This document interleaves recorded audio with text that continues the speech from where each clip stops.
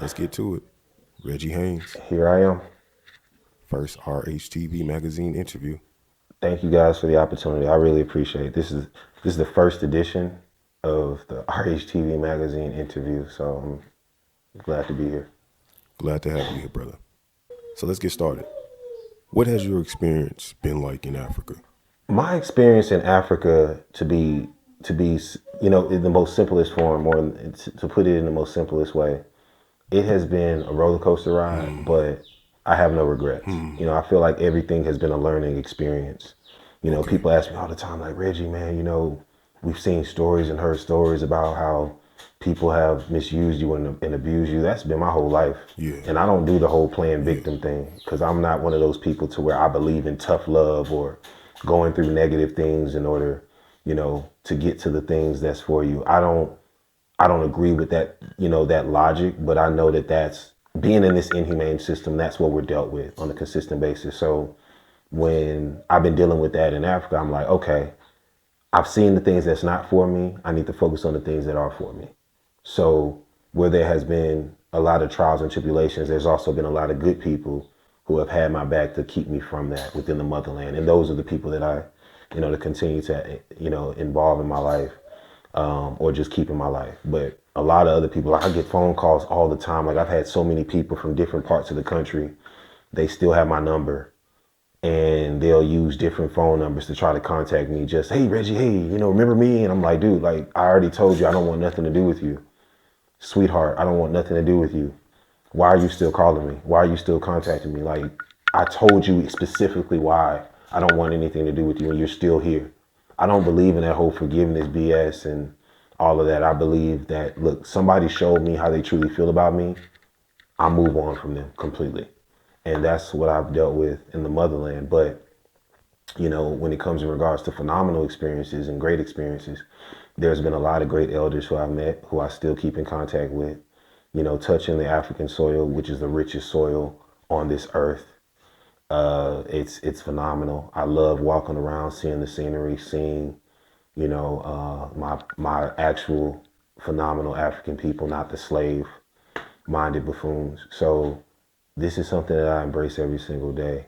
And, I just love being here. Have there been days where I'm like, man, I want to leave? Of course, of course. But at the same time, I look at the bigger picture and regardless of what anyone else says, this is home for me. I just got to make sure that I surround myself with people who don't steer me away from that mindset or from that that vision that I have of making sure that this always stays my home. And hopefully it can be home for other people. African people globally just got to get their shit together. True. True. There was a story came out in 2023 where you saved someone's life. I think it was Yeah. a woman in Malawi. Okay. So back in 2023, I was connected with this royal. This is a lady who's actually a true royal in a certain part of Africa, which I'm not going to exploit who she is. Wow. But she, we used to talk every single day. And she was one of the people that was helping me to go from, the West to Africa. And I was supposed to go to Malawi. The cyclones hit. Okay. And they told me, no, Reggie, you can't go to Malawi Yeah. anymore. And I said, okay. So I didn't know what to do. All right. So I started coming up with a new plan. When the cyclones hit, there was a lot of people going through a lot of trials and tribulations. One lady, I think this was like a grandmother, an elder, she got into a bad accident and I believe her whole house was flooded. And in the midst of this, she got into an accident and she needed transportation to get to the hospital. And on top of that, she needed somebody to cover her hospital bills. So this royal called me and said, she wasn't asking me for money. She was just telling me the situation. And of course, in my mind, I'm thinking this royal has so many connections. And as I thought that, she said, you know what, Reggie, what really gets me is that I have a whole bunch of people that are so, they're so well off or they have so many resources to help and they're not trying to help me. And, something clicked in my mind. I said, hey, Queen, how much? I want to help. Not because I wanted credit or anything like that, but because that's what we're supposed to do as people, as African people, as they say in the West, Black people. When I was growing up back in Houston, Texas, I saw my mom and I saw my elders Anytime somebody was down and out, they would help immediately without even thinking about it. So I'm doing the same thing. I have the resources to help. Let me do that. So, I made sure that the queen stayed on the phone, because whenever I'm doing, transactions or whatever, I make sure people stay on the phone, because I don't want to be listed as one of these people that talk and then I can't give it to you. If there's a time to where a person say, Reggie was supposed to give me this. No, Reggie said he'll think about it. At this point in time, I guaranteed to this woman I was going to give it to her right then and there, which I did. And she stayed on the phone. I did the transaction. The queen started, thanking. I said, Queen, no disrespect. You could thank me later. Let's just make sure that this lady and her family, get to the hospital safely and everything is covered with their hospital bill. A few days later, I got a call and the lady in Malawi wanted to meet me. And I lost contact with the queen who connected me with this lady. And I've never met the lady. But at the same time, it's not that I don't want to. It's just I don't do things for credit.